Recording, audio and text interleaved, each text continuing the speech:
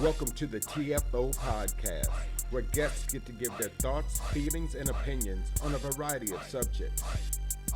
This podcast is hosted by your very own Stacy Cook, and as always, sponsored by Fool's Guide Life Coaching.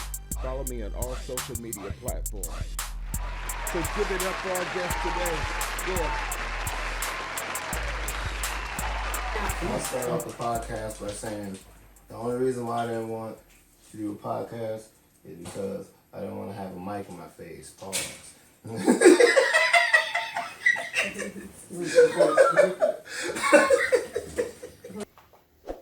Want to introduce yourself, Spin, for the podcast? Look, he's looking directly at the camera.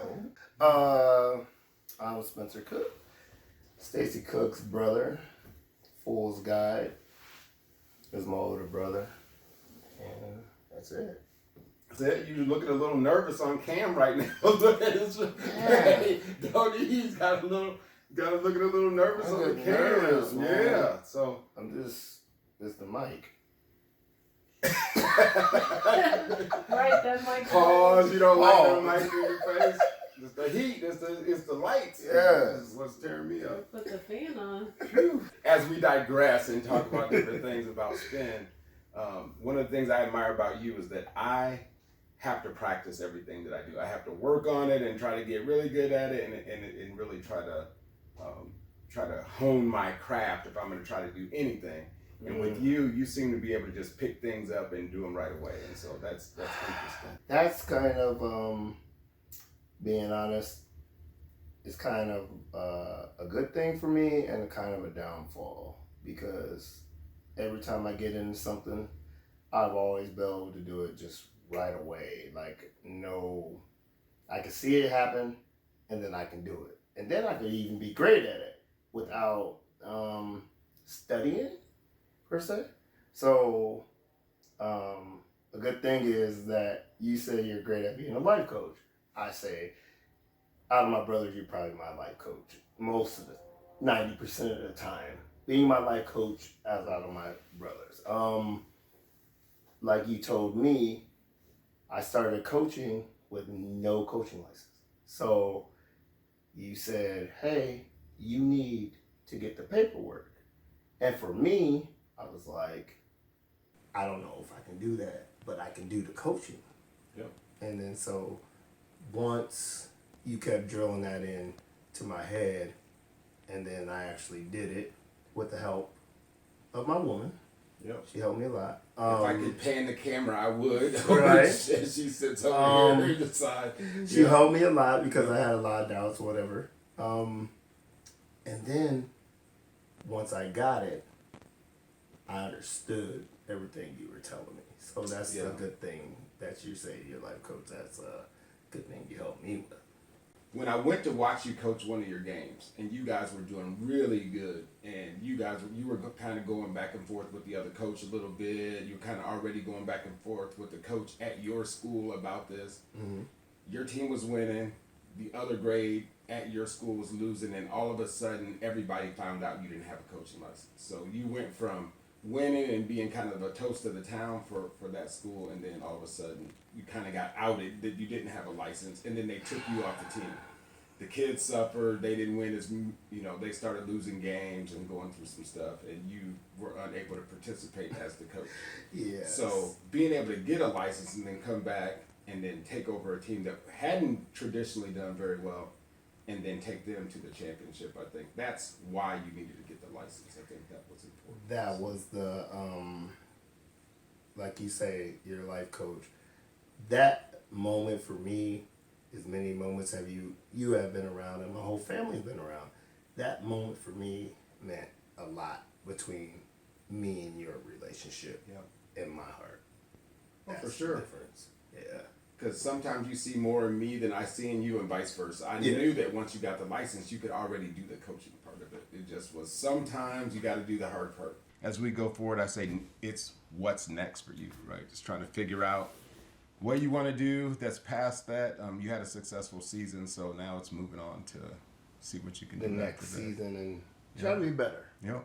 On to the next So now, talking about starting an LLC, doing some strength and conditioning with the kids to get them ready for next year. I think that's a good thing as well. But probably never thought you were going to be a business owner. So let's see if we can pull that off. No, and then like working with kids for me is a joy.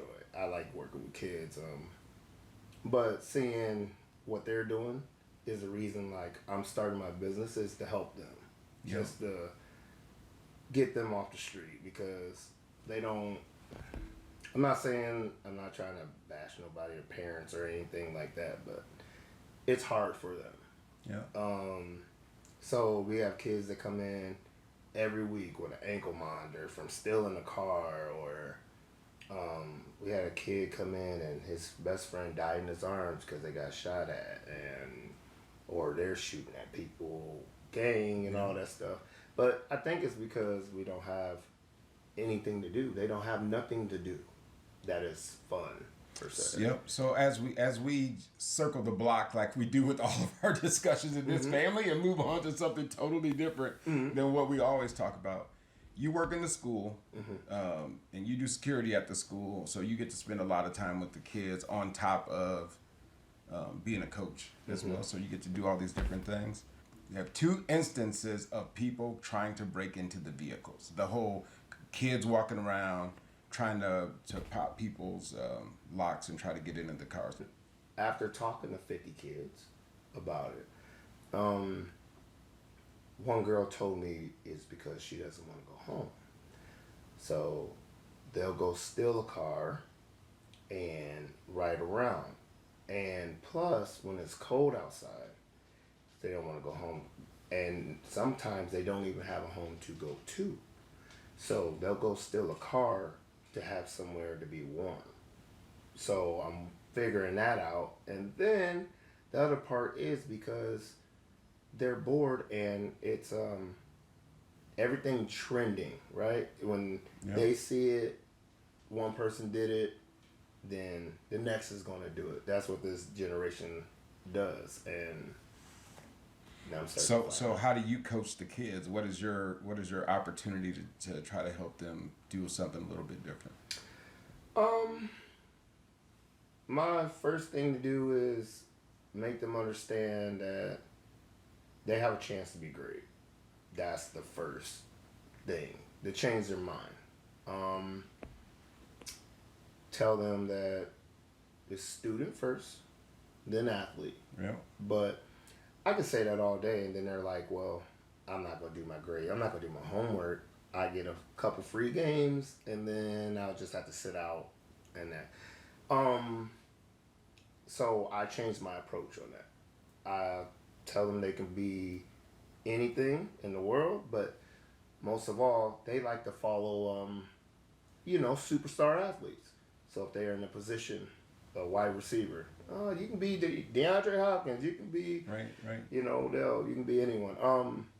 And then they build confidence. I find out that's my strong point, is to build confidence into them. I had 95% of my boys pass the whole season. And the last season, since I've been there 5 years. I haven't been coaching 5 years. I've been there 5 years. We have never had over like 50% pass the whole season. So, yep. So here's the $1 million question, right, Stu? So this is a brother-to-brother question. If you want to coach them to be great, they can be anything that they want to be. Don't you have to take your own advice and be great at the things that you're trying to do? That, as these hard things come up, right? Because you took this one hard step, you got over that hurdle. Yeah. Now there's many more. Yes. Many more steps to go to be great. I mean, I think with a lot of people in our family, we really do things at a very high level when we put our minds to it and to do it. But for you, it's doing all these hard steps, the stuff that you're really not good at right away. That's the thing I was saying earlier about you pushing me. I can teach kids, I can teach grown-ups, anyone to get over a hump, I feel. It's just in my heart, it's just who I am. But then when it comes to me, and looking in the mirror to get over certain steps, then it's always like a pause, like for me. But then once I got over that step, that's why I said that was a big moment for me and you. Once I got over that step with the help of her, now I felt like I can do anything. Hence starting a business. Mm-hmm. Like, I feel I can do anything now. So now I'm even looking into trying maybe even going into counseling and helping kids in a different way, because that's some passion of mine. I feel like I can do anything now after telling them. But even though in the back of my head I still have those little negative thoughts. Oh, sure. But Yeah. I still feel myself right now. I took more steps forward in the last 2 years than I have in my whole life. So if you have negative thoughts at your age, what do you think a kid that is, junior high or high school kid, they're going to be having those same struggles, thinking about how they're going to move forward. And they hear from everybody, oh, you need to do this, you need to do this. And they're just trying to work their way through being a teenager. So it's hard for them. That's hard.